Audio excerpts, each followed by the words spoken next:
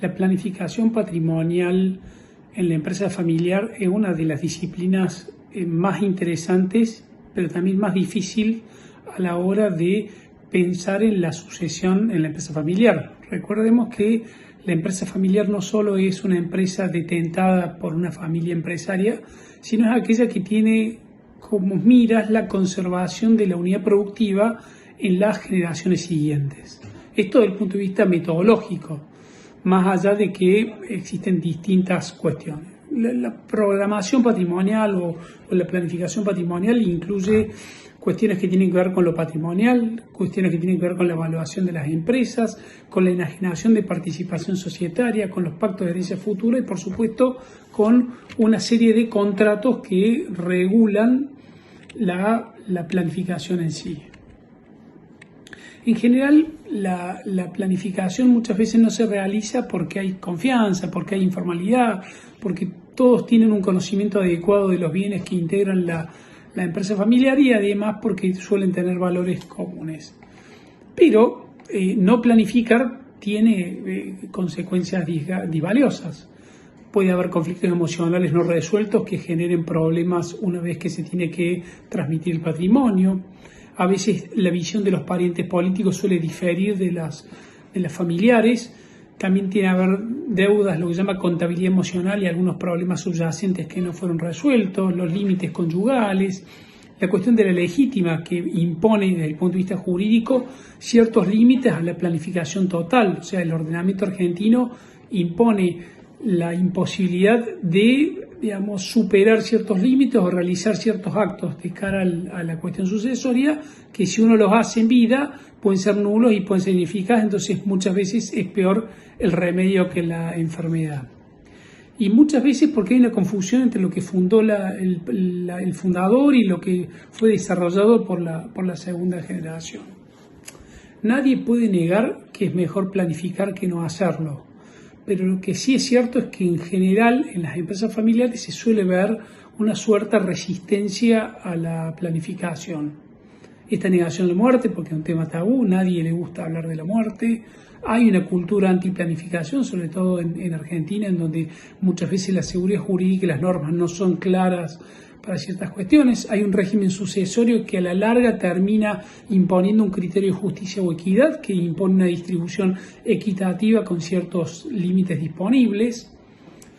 A veces no hay tiempo porque la planificación patrimonial requiere un estudio, un análisis, una discusión y eso requiere la implementación de un proyecto destinado a esta planificación.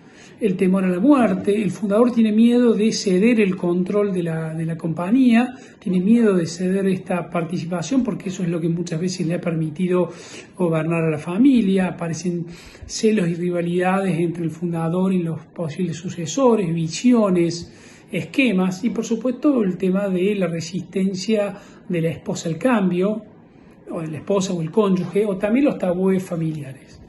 Pero me parece que la filosofía para realizar una adecuada planificación es tomar en vida los asuntos teniendo en cuenta la posibilidad de un retiro, pero la certeza absoluta de la muerte.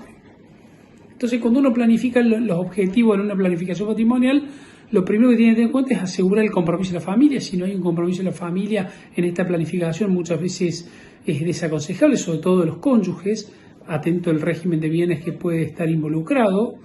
Fomentar la participación para poder desarrollar las transiciones adecuadas en ese orden. Entonces, cuando uno piensa en la planificación sucesoria, abarca los documentos necesarios para transmitir la propiedad de la empresa del fundador a los herederos, teniendo en cuenta la familiar, los directivos ajenos y algunas otras cuestiones, fundamentalmente desde el punto de vista más eficiente, legal e impositivo. Entonces, la idea es estructurar un equilibrio adecuado entre el derecho imperativo de orden público sucesorio, la libertad de planificación y la libertad de los negocios, que es propio de la libertad humana, y la protección de la familia y de los herederos como los ejes básicos de una planificación.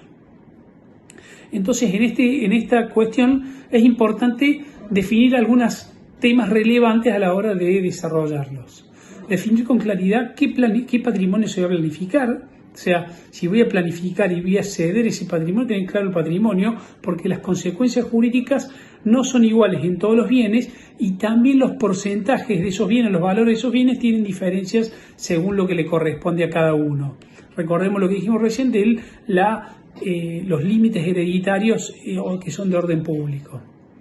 Hay que garantizar que ese patrimonio que se tiene se conozca adecuadamente y que se dé a conocer eventualmente en el momento correspondiente. Se tiene que definir quiénes van a ser los herederos, quiénes van a recibir esos bienes, qué bienes van a recibirlos y en qué proporción. Y en función de eso tomar a veces algunas medidas que pueden ser necesarias para menores, teniendo en cuenta menores de edades, discapaces o algunas personas que puedan tener algunas necesidades. Se debe también dejar constancia de algunas cuestiones funerarias, seguros y ciertas cosas, e inclusive los fines beneficios que pueden estar relacionados con alguna religión, con alguna obra que pueda realizar la empresa. En esta diagramación del patrimonio no necesariamente se abarcan los bienes en sí, sino puede haber las planificaciones contractuales, puede haber sociedades y personas jurídicas, fundaciones, fideicomisos, contratos y pools y otros tipos de contratos. La idea es lograr una fase lógica entre la familiar, lo impositivo y lo legal que genere ciertas cuestiones. Entonces aparecen planificaciones testamentarias en el proceso de sucesión una vez muerto, planificaciones intervivos que tienen que tener esta futura sucesión y cómo se acomoda el patrimonio, planificaciones societarias en ingresos y compra de acciones a los accionistas o herederos, planificaciones fiscales que permiten dividir los patrimonios a través de mecanismos eficientes, por ejemplo, la llamada reorganización empresaria y algunas otras cuestiones que tienen. Pero la idea, por supuesto, es fortalecer la empresa familiar, neutralizar las debilidades en los 4 planes, el plano familiar, empresarial, patrimonial y jurídico. Entonces, respetando esos valores y, por supuesto, la eficacia de una planificación depende de la fuerza de los instrumentos que se usen y la eficacia jurídica de ellos. Las estructuras legales que se pueden usar para planificar este patrimonio están desde modificaciones de estatutos societarios o de reglamentos que pueden establecer ciertas pautas. Por ejemplo, clases de acciones que pueden establecer que cada rama de acciones puede tener derecho a una clase de acciones con derecho a un director, a ciertos dividendos, etcétera. Los cambios en la estructura del fideicomiso familiar que se pueden estructurar o cambiar algunas cuestiones que se pueden dar, la redacción de testamentos y fideicomisos testamentarios que siempre son libres las partes, siempre recordando que las formas hoy son la escritura pública y el testamento hológrafo y se pueden revocar en cualquier momento, no hay posibilidad de generar hoy un testamento irrevocable. Las formas y procedimientos societarios de bloqueos de acciones, de funcionamiento de directores, de asambleas, cláusulas tagalón, dragalón, cláusulas de preferencia, etc. Acuerdos de accionistas o sindicatos de accionistas, en donde se pueden establecer sindicatos de mando, sindicatos defensivos, fideicomisos de acciones, en fin, hay muchas utilización de herramientas que pueden fortalecer el fin común, que es que la empresa pase ordenadamente a los herederos, evitando los conflictos entre ellos y, por supuesto, los gastos legales, judiciales que pueden importar los procesos sucesorios y la declaratoria.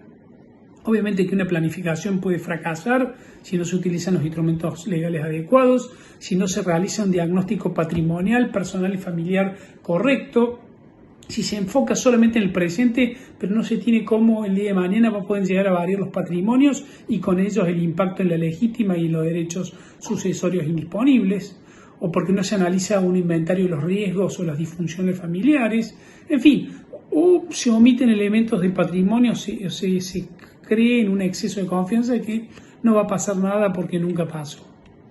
Entonces, a partir de ahí aparecen escenarios en la planificación que pueden tener enfoques muy distintos. El protocolo familiar puede ser una herramienta programática, una carta de navegación de cómo va a acontecer la futura planificación, cómo va a seguir la empresa aun cuando los fundadores se hayan retirado. Puede haber testamento, instrucciones sucesorias. La donación con cargo o algunas donaciones con reserva de usufructo suelen ser herramientas muy interesantes, inclusive económicas dentro de las variantes, para poder transmitir el patrimonio y no perder el control de ciertos activos. Hablo de la reserva de usufructo o algunos derechos de superficie. Se pueden utilizar mandatos, inclusive mandatos que tengan eficacia post-mortem, porque así lo establece, fideicomisos con cierta duración, con ciertos esquemas, con cierta forma de tomar las decisiones, acuerdos de accionistas o sindicatos de mandos o lo que llaman voting trust o acuerdos de votos que pueden establecer ciertas pautas, inclusive la utilización de los regímenes de separación de bienes, llaman acuerdos matrimoniales, no son estrictamente acuerdos matrimoniales, sino la posibilidad de optar por el régimen de separación de bienes o comunidad de bienes cuando se da algún enfoque sucesorio a esos efectos. También aparecen los seguros de vida para ciertos casos, para ciertos fallecimientos, usufructos, herencias, transferencias forzosas, fideicomiso de acciones, muchos tipos societarios, entre ellos las SAS, fundaciones o inclusive contratos de locación por 50 años, que es lo que permite el Código Civil, o contratos de superficie por 70 años.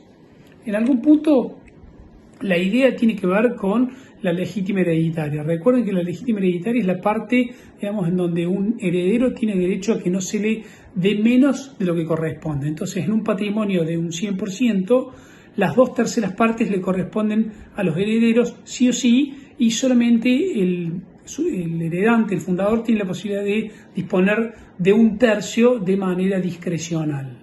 Y en este tercio también se computan las donaciones que se pudieran haber realizado en vidas. Si hay cónyuges y hay descendientes, sobre los bienes propios el cónyuge hereda como un hijo más.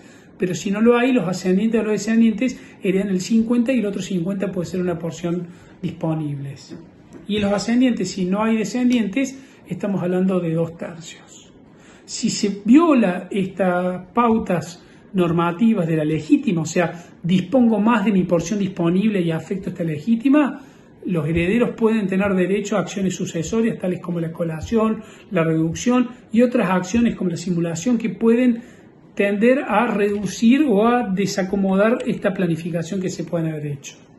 Entonces, la idea es tener un criterio claro, un criterio flexible que permita proteger adecuadamente las cuestiones. Entonces, la idea, por supuesto, es determinar cuál es ese patrimonio que hay que suceder, distribuir ese patrimonio entre los herederos, teniendo en cuenta la porción disponible, las donaciones o las particiones, proteger al cónyuge, que puede no ser la que no es madre de los hijos o la cónyuge actual, proteger a veces el núcleo conviviente, las uniones convivenciales que no tienen vocación hereditaria, establecer fondos para administrar la educación o salud de los hijos menores de ciertos, crear instituciones o fundaciones, establecer un fondo de retiro del fundador para que él pueda manejar su caja independientemente de los destinos de la empresa, establecer reglas de protección de los hijos, establecer pautas de alimentos para el caso del fallecimiento del alimentante o de las muertes, mecanismos de prevención de conflictos tales como arbitrajes, mediaciones y tratar fundamentalmente de minimizar los costos hereditarios. Es importante tener en cuenta los testamentos, que son una herramienta bastante económica, interesante y complementa las particiones que hayamos hecho. Siempre tener en cuenta que es un acto de última voluntad, que es unilateral, que es revocable, que es unipersonal, que es formal y que es no delegable. No puede haber testamentos bilaterales, o sea, si hay dos cónyuges que quieren hacer testamento, tienen que hacerse por separado y no pueden hacerse de manera conjunta el mismo acto. Y en ese testamento se pueden establecer los bienes y porcentajes de ciertos bienes, dejar la nuda propiedad a uno y el usufructo a otro, condicionar o establecer ciertas cargas, establecer indivisiones forzosas por plazos máximos de 10 años, establecer bienes de familia, ciertas particiones, etc. También aparece la cuestión sucesoria en materia de participaciones societarias, en donde se pueden pactar cuestiones de incorporación de los herederos, tanto en la SRL, que está regulado en los artículos 90 y 155, como en la SA, en donde los accionistas integran esta participación. La idea es trabajar también con fideicomisos de acciones, en donde estos fideicomisos pasan a ser los titulares de las participaciones societarias para poder establecer las pautas de gestión que se puedan hacer. En fin, Si habrán visto, hay muchas herramientas o elementos que pueden preverse a los fines de planificar. La idea es pensarlo con responsabilidad y analizar cada una de las variantes desde el punto de vista de la eficiencia legal e impositiva a los fines de que la transmisión de los bienes sea eficiente y adecuada.